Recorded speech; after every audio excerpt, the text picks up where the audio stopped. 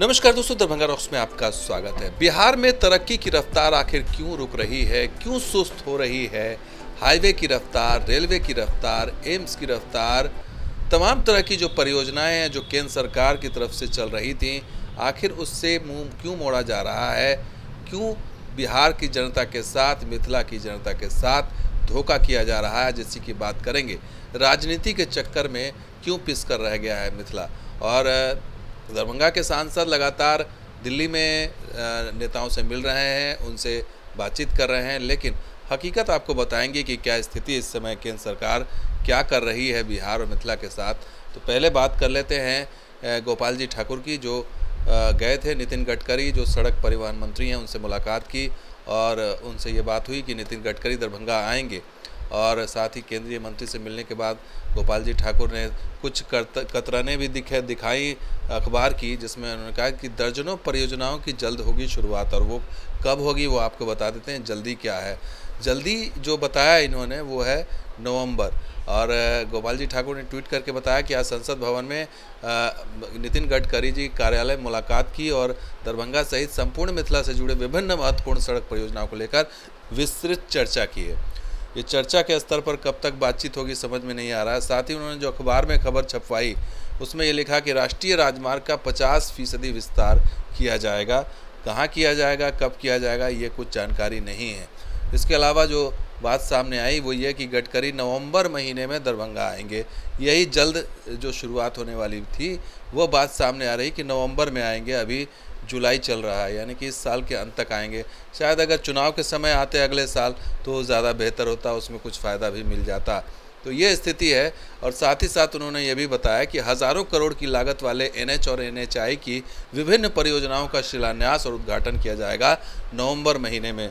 तो ये उन्होंने ये बात कही। तो ये जो NHI है या फिर हाईवे का जो काम हो रहा है उसकी हकीकत भी आपको बता देते हैं। शायद गोपाल जी ठाकुर को नितिन गडकरी ने नहीं बताया होगा कि केंद्र सरकार ने कितना पैसा दिया है इस बार, या फिर बताया होगा तो वो नहीं बता रहे होंगे क्योंकि इससे जो है उनकी किरकिरी हो जाएगी। तो खर्च के लिए NHI को बिहार में परियोजनाओं के खर्च के लिए 19,000 करोड़ रुपए की ज़रूरत थी, जो इस बार केंद्र ने सिर्फ 951 करोड़ रुपए दिए हैं। जी हाँ दोस्तों, ये हकीकत है जो सामने आ रही है कि केंद्र से मिले सिर्फ 951 करोड़, चाहिए 19,000 करोड़। तो इतनी ज़रूरत थी, मिला इतना, और ढिंढोरा पीट रहे हैं इतना। और NDA शासित वाले अधिकतर राज्यों में आगामी चुनाव को देखते हुए अधिक राशि की मंजूरी दी गई है। ये भी बड़ी बात है। जहाँ चुनाव होने हैं और जहाँ NDA शासित राज्य हैं वहाँ पर जो है वो पैसा ज़्यादा दिया गया है। और वो कैसे, वो आपको बता देते हैं। जैसे कि ये NH परियोजना, अच्छा इससे क्या होगा? इससे ये होगा, पैसे कम दिए हैं तो इससे क्या होगा? NH परियोजनाओं के निर्माण की गति जो है वो धीमी पड़ने की संभावना है, धीमी हो जाएगी। जाहिर सी बात है, कम पैसे आप देंगे तो कार्य तो उसी हिसाब से होगा। तो कार्य किस हिसाब से होगा वो तो तय कर दिया है केंद्र सरकार ने। और देखिए उत्तराखंड, जहाँ BJP की सरकार, NDA की सरकार, वहाँ पर सबसे ज़्यादा 3,923 करोड़ रुपए की राशि दी गई है। इसके अलावा महाराष्ट्र की बात करें तो 3,439 करोड़। ये सब 3,000 साढ़े 3,000 के आसपास का ये एलोकेशन है। मध्य प्रदेश की बात करें, यहाँ भी चुनाव होने वाला है, 2,536 करोड़ रुपए दिए गए हैं। जो वार्षिक जो दिया जाता है उसमें एलोकेशन इतना है। गुजरात के लिए 1,811 करोड़, उत्तर प्रदेश के लिए 1,092 करोड़, और बाकी जो गैर शासित NDA हैं या गैर भाजपा शासित हैं वहाँ पर देखिए कर्नाटक में 1966 सबसे ज़्यादा, आंध्र प्रदेश में 1215, राजस्थान में 1112 करोड़ और बिहार में 900 समथिंग करोड़। तो ये स्थिति है बिहार की। और मांगा गया था किस परियोजना के लिए वो भी बता देते हैं। पटना है, मोतिहारी, जयनगर, गया, लखीसराय में जो 4 लेन बनना है उन सड़कों के निर्माण के लिए मांगा गया था। साथ ही आपको ये भी बता दें कि JP सेतु और विक्रमशिला सेतु के जो समानांतर बनने वाला पुल है गंडक नदी पर, जो नए नए परियोजनाएं हैं उसके लिए पैसा नहीं मिला है। यानी इनके लिए पैसा मांगा गया था, पैसा नहीं मिला है। जो ऑन गोइंग प्रोजेक्ट है वो भी टाइम पे नहीं चल रही है, हो सकता है पैसे का ही अभाव हो। तो अरेराज बेतिया है, छपरा मिसरौली भेंगारी सड़क चौड़ीकरण है, Anisabad AIIMS elevated corridor, Rajgir में एलिवेटेड कॉरिडोर, ये तमाम परियोजनाएं ठंडे बस्ते में ही सिर्फ कागज़ों पर है क्योंकि इसके लिए पैसा नहीं मिला है। तो ये स्थिति है हाईवे की, जो केंद्र सरकार ने इस बार एलोकेट किया। अब बात कर लेते हैं एम्स की, जो मिथिला को मिलने वाला था, बिहार को दूसरा एम्स मिलने वाला था। उसकी स्थिति तो आपको वाकिफ़ हैं कि पहले बिहार सरकार ने ज़मीन की हिला हवाली की, डीएमसीएच में ज़बरदस्ती देने की कोशिश की, और अब ज़मीन दे रहे हैं तो केंद्र सरकार ले नहीं रही है। लेकिन फिर भी हमारे जो सांसद हैं वो लगातार जा रहे हैं, मंत्री जी से मिल रहे हैं, मनसुख मांडविया से, और उनसे गुहार लगा रहे हैं कि कुछ कीजिए आप। तो उन्होंने इस बार जो ट्वीट किया उसमें कहा, मिथिला की हृदय स्थली दरभंगा में बनने वाले एम्स को लेकर के उन्होंने मंत्री जी से विस्तृत चर्चा की है। और विस्तृत चर्चा क्या की है ये तो विस्तार में नहीं बताया, लेकिन इतना बताया कि बिहार सरकार द्वारा लगातार दरभंगा एम्स को अटकाने, लटकाने और भटकाने, जो इनका टैग लाइन है, वो उसका कुचक्र किया जा रहा है। ये बिहार सरकार पर इन्होंने ठीकरा फोड़ा है, और बिहार सरकार केंद्र सरकार पर फोड़ रही है। और पिस गया मिथिला के लोग, दरभंगा के लोग। दरभंगा आकर डीएमसीएच उन्होंने मांग की, दरभंगा आकर डीएमसीएच परिसर में नवनिर्मित सुपर स्पेशलिटी अस्पताल, जो आपकी नाकामी का प्रतीक है, उसका उद्घाटन कर दीजिए, और दरभंगा में एक प्लास्टिक पार्क बना दीजिए जो आपके अधीन आता है।